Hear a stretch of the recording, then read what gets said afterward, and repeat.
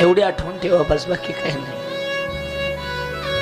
कन्हैया व्यासपीठावर सोन्याच्या सिंहासनावर बसलेला आहे. सगळ्या गवळणी येत आहेत, सगळ्या चौकणारे, आमचा कृष्ण, आमचा कान्हा, आमचा कन्हैया, आमचा देव.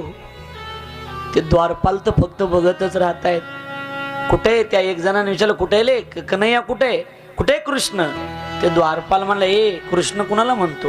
द्वारकाधीश म्हणायचं, द्वारकाधीश. त्याला सांगितलं द्वारकाधीश आहे. अरे बरं, कुठे द्वारकाधीश? दाखव मला, बघतो त्याची द्वारकाधीशची. ऐका ना, सगळ्या गवळणी गोपळ मध्ये गेले. पेंद्या, वाकड्या, बोबड्या, सुदाम्या. बऱ्याच दिवसांना आपली शाळेतली मैत्रीण, शाळेतला मित्र भेटले, नंतर माणूस कडकडून मिठी मारताना डोळे भरून येतात ना. कन्हैयाला बघ, कन्हैयानं बोबड्याला बघितलं, सुदाम्याला, बोबड्या काय कन्हैया, सुदाम्या, कडकडून देवानं सगळ्याला मिठी मारली. मधुमंगल बघत होता नुसता कन्हैयाकडं, असं बघायचा, नक्षीकांत बघायचा. देवा कृष्णा, किती बदललास रे तू. हे सोन्याचं आहे का रे? हे सोन्याचं आहे? हा, हे सोन्याचं आहे. अरे बापरे, किती मोठा झालाय आमचा मित्र. सोन्याचं आहे? सोन्या? हा, सोन्याचं आहे.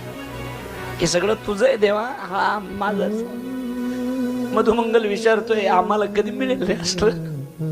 कन्हैयाचे डोळे भरून आले. कन्हैया सांगतोय मधुमंगला, हे सगळं तुमचंच आहे, याच्यात माझं काय?